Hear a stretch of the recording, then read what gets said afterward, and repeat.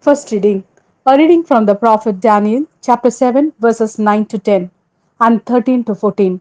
While I was watching, thrones were set in place, and one most venerable took his seat. His robe was white as snow, the hair of his head as pure as wool. His throne was a blaze of flames, its wheels were a burning fire. A stream of fire poured out, issuing from his presence. 1,000,000 waited on him.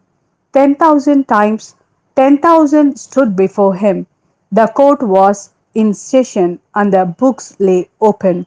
I was gazing into the vision of the night when I saw coming on the clouds of heaven, as it were a son of man, he came to the one most venerable and was led into his presence. On him was conferred rule, honor, and kingship, and all peoples, nations, and languages became his servants. His rule is an everlasting rule which will never pass away, and his kingship will never come to an end. This is the word of Lord. Thanks be to God. Second reading, a reading from the second letter of Peter, chapter 1, verses 16 to 19.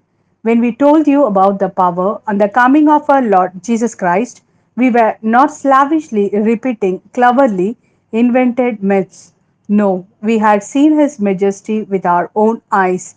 He was honored and glorified by God the Father when a voice came to him from the transcendent glory. This is my Son, the beloved, he enjoys my favor.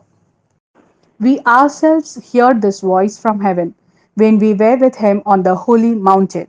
So we have confirmation of the words of the prophets, and you will be right to pay attention to it, as to a lamp for lighting a way through the dark, until the dark comes and the morning star rises in your minds. This is the word of Lord. Thanks be to God. A reading from the Gospel according to Mark, chapter 9, verses 2 to 10.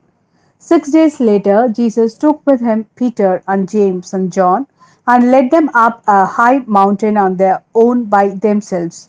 There, in their presence, he was transfigured. His clothes became brilliantly white, whiter than any earthly bleacher could make them. Elijah appeared to them with Moses, and they were talking to Jesus. Then Peter spoke to Jesus, Rabbi, he said, it is wonderful for us to be here. So let us make three shelters, one for you, one for Moses, and one for Elijah. He did not know what to say. They were so frightened. And a cloud came, covering them in shadow. And from the cloud there came a voice, this is my son, the beloved, listen to him. Then suddenly, when they looked round, they saw no one with them any more, but only Jesus.